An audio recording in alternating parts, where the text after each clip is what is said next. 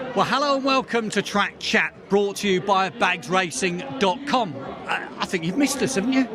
You join us, of course, at the new home of the Greyhound Derby, sponsored by Ben Keith and Star Sports. It is, of course, Toaster. We've had some fantastic action for the third round. We're going to pick out some of the highlights, and we're going to start with Droopy's Buick, the Greyhound of the Year, who, again, slightly fortuitous to win his heat. He was in trap 3. He didn't come away like we know he can. Droopy's Buick, of course, he had a great end to the year last year, didn't he? Culminating in being crowned as the Greyhound of the Year. But just here, Hobbsy, that bump there from trap 6 off the second turn. I was thinking, is he going to qualify? Of course he qualifies. He doesn't just qualify, he wins the race in swashbuckling, typical Droopy's Buick style. Memories of that Eclipse win when he came from off the pace that night to win. Here he goes up the inside. He was helped, wasn't he, by 4 and 5, slightly coming together off the final turn.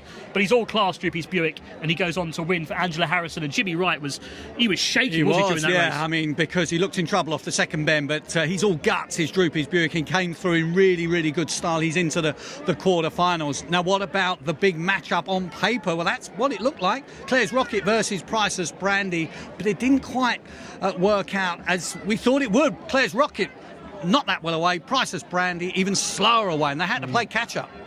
Yeah, I'm afraid Priceless Brandy just didn't turn up tonight, did he, Hobbsy? We were all expecting the big match. Whenever you build up these big matches, always, for some reason, one of the parties just doesn't run their race, and that was the case. We lost Priceless Brandy, sadly, here. But what about Claire's Rocket? This Greyhound still looks a potential winner, was the anti-post favourite. What a run, though, from trap 6 for Neil and Alfie Herbert, fresh from the sesh on the outside. Doesn't get beaten far, does he, by Claire's Rocket? And Crossfield Hugo, Seamus Cahill, what a night he had, one of his quarter-finalists. Extraordinary effort, really, from Team Cahill. I think they've got four runners through to the quarter-finals. Extraordinary.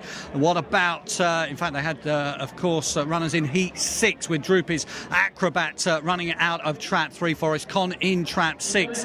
But Tyra Shea, track record in the second round, all the rage come the third round.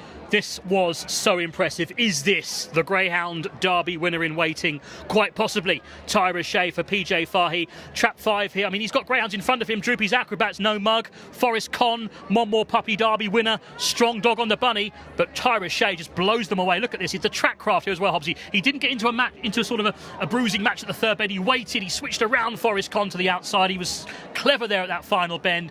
And look at the finishing kick.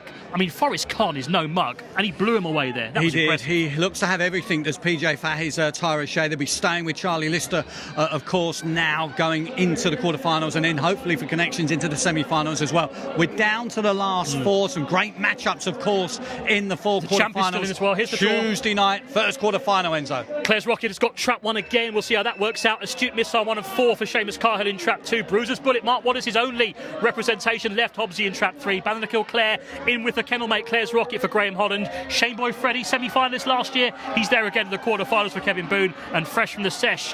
What a story that is for young Alfie Herbert, who I think lives a stone's throw from you, Hobbsy. He certainly does. Unquestionably the toughest of the quarterfinals of first. What about the second, Droopy's Buick in trap 1? It might just help him get busier early. That's going to be the plan. One of Seamus's greyhounds, Crossfield Hugo in 2. Cambria in trap 3. New in Blitz 4. Swillens Bray, brilliant for Peter Cronin tonight in trap 5. And Forest Con, what a plot in trap 6 with 5 moving middle to rails possibly. The third quarter final, all eyes on Pacey Bambi and Danzy Exception, 2 terrifically early pace greyhounds. Yeah, Danzy Exception's got a good draw, I think, in 1. The slow starting Cable Bale is outside. Pacey Bambi, though, he's showed terrific early pace for Paul Young. Sallows Ford is still in there for Monmore as well, and Murray's Act, the juvenile champ. Last time a juvenile winner won the Derby, has it been done? A long time ago. Moving on to the fourth quarter final, high above finalist last year. Hobbsy, he's there again for the Keithleys. What a race this is. He's got Coolavani Mason, who I thought was brilliant tonight when winning with plenty of guts. Can he get a run? Can he get a run? But look at the two on the outside. Tyra Shea and the defending champ, JT Jet. He's still in there, isn't he? If I was PJ Fahey, JT Jet. If I was PJ Fahey, or if I was Paul Hennessy, I'd be happy. I'd be thinking and be pretty confident they can qualify. They're both a real strong running sorts, and they can perhaps pick off the leaders. We shall see.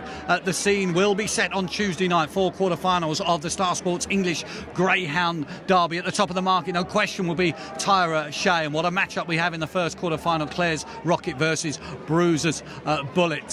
From our good selves at Toaster, join us on Tuesday night for the quarterfinals. Thank you, Enzo. Thank you. See you Tuesday.